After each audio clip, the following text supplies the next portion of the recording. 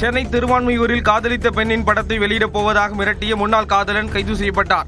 மடிப்பாக்கத்தைச் சேர்ந்த 23 வயதான இளம்பெண்ணை விஷ்ணு என்பவர் காதலித்து வந்துள்ளார். இருவரும் கருத்து வேறுபாடு காரணமாக பிரிந்த நிலையில் இளம்பெண்ணை அடிக்கடி தொடர்பு கொண்ட விஷ்ணு காதலித்த போது எடுத்த படங்களை வெளியிடுவதாக கூறி மிரட்டியதாக தெரிகிறது. இதுகுறித்து இளம்பெண் அளித்த புகாரின் பேரில் விஷ்ணுவை திருவான்மியூர் போலீசார் கைது செய்து சிறையில் அடைத்தனர்.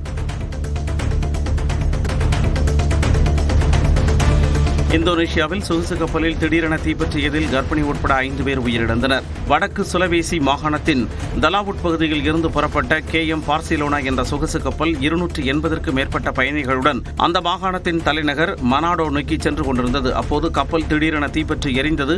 சம்பவ இடத்திற்கு விரைந்த மீட்புப் படையினர் 284 பேரை பாதுகாப்பாக மீட்டனர். எனினும் இந்த தீ விபத்தில் கர்ப்பிணி உட்பட 5 பேர் உயிரிழந்தனர்.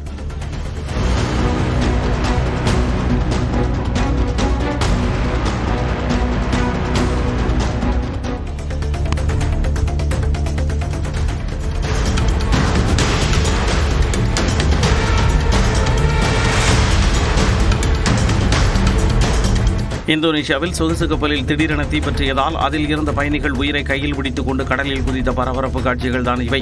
தீயானது கப்பலின் ஒரு முனையில் இருந்து மறுமுனைக்கு பரவிய நிலையில் லைஃப் ஜாக்கெட்டுகளை அணிந்து கொண்டு பெண்கள், முதியவர்கள் என அனைவரும் உயிரை கையில் பிடித்துக் கொண்டு கடலில் குதித்து தத்தளித்தனர். சிலர் கை குழந்தைகளுடன் கடலில் குதித்து தத்தளித்தது காண்போரை கண்கலங்க வைத்துள்ளது.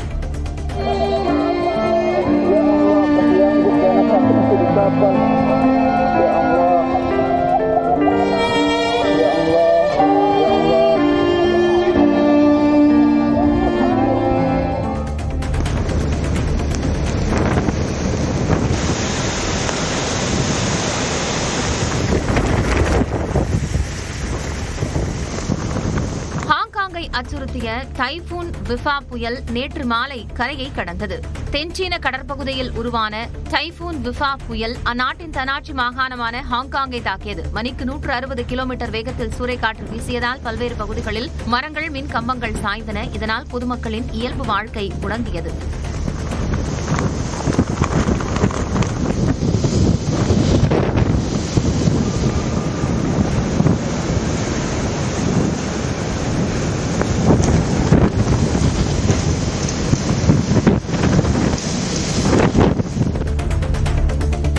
ராணிப்பேட்டை மற்றும் அதன் சுற்றுவட்டார பகுதிகளில் நேற்றிரவு இடி மின்னலுடன் கூடிய மிதமான மழை பெய்தது. ஆற்காடு, வாலாஜாபேட்டை, கலவை, திமிரி, விஷாரம், சோளிங்கர், நெமிலி, பனப்பாக்கம் ஆகிய இடங்களில் காற்றுடன் மழை பெய்தது. இதனால் அப்பகுதியில் வெப்பம் தணிந்து குளிர்ச்சியான சூழல் நிலவியது.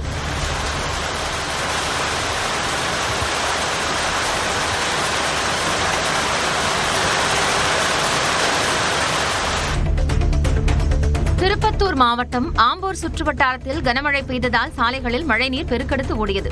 குறிப்பாக கன்னிகாபுரம், பச்சக்குப்பம், தேவாலாபுரம், துத்திப்பட்டு, சோலூர், ஆலாங்குப்பம், பெரியாங்குப்பத்தில் 1 மணி நேரம் கனமழை பெய்தது. இதனால் நேதாஜி சாலை, அண்ணா நகரில் மழைநீர் தேங்கியது.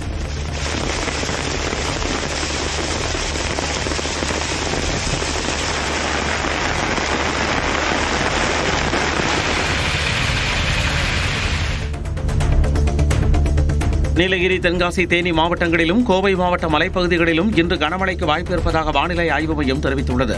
வளிமண்டல மேலடுக்கு சுழற்சி காரணமாக தமிழ்நாட்டில் வரும் 26ஆம் தேதி வரை மிதமான மழை நீடிக்கும் எனவும் குறிப்பிட்டுள்ளது. சென்னை மற்றும் புறநகர் பகுதிகளில் இன்று இடி மின்னலுடன் மிதமான மழை பெய்யக்கூடும் எனவும் வெயில் மிதமான அளவிலேயே இருக்கும் எனவும் வானிலை ஆய்வு மையம் கணித்துள்ளது.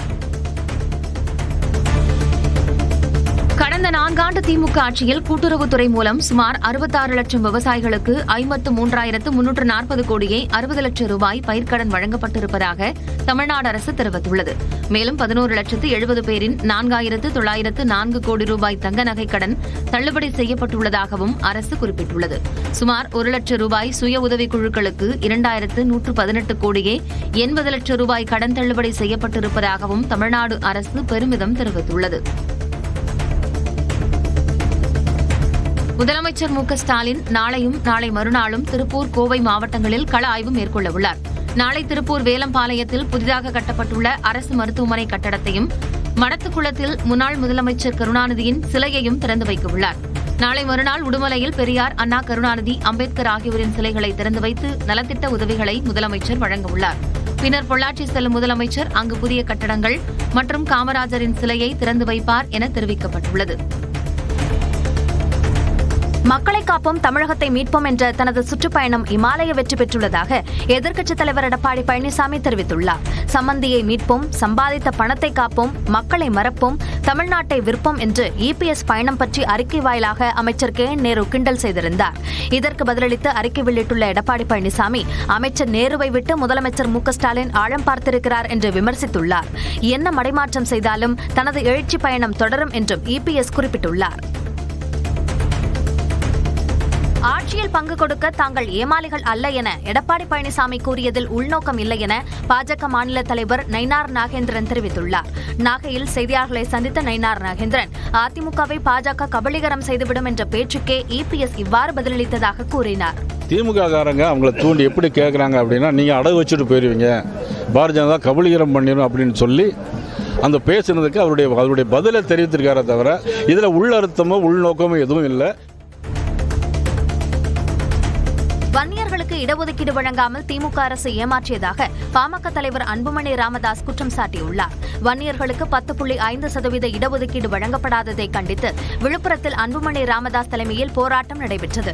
இதில் பேசிய அன்புமணி, 2026 சட்டமன்ற தேர்தலில் திமுகவுக்கு ஒரு வாக்கு கூட செல்லக்கூடாது என ஆவேசமாக கூறினார். நானும் ஐயாவும் போய் பார்த்தோம், எத்தனை முறை பார்த்தோம், எத்தனை முறை பேசணும்.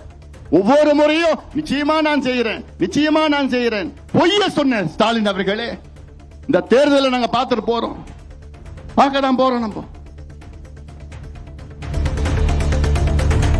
வன்னியர்களுக்கு 10.5% இடஒதுக்கீடு வழங்காததை கண்டித்து விழுப்புரத்தில் அன்புமணி ராமதாஸ் தலைமையில் நடைபெற்ற போராட்டத்தில் திமுகவின் பேனரை பாமகவினர் கிழித்தனர்.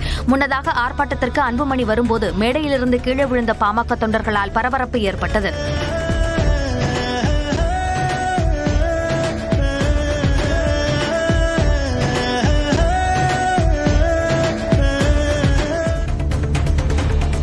வன்னியர் இடஒதுக்கீடு தொடர்பாக யார் போராட்டம் நடத்தினாலும் வாழ்த்துக்கள் என பாமக நிறுவனர் ராமதாஸ் தெரிவித்துள்ளார்.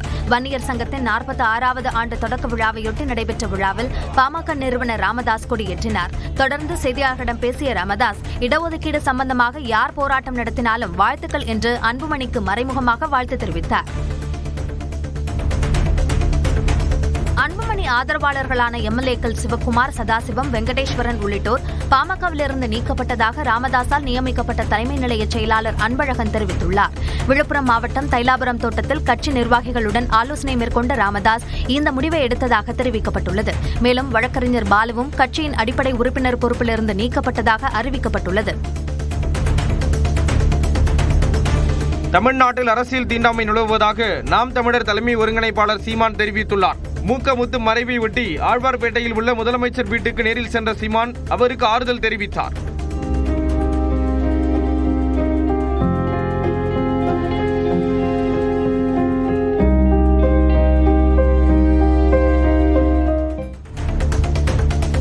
தமிழ்நாட்டில் அரசியல் தீண்டாமை நிலவுவதாக நாம் தமிழர் தலைமை ஒருங்கிணைப்பாளர் சீமான் தெரிவித்துள்ளார்.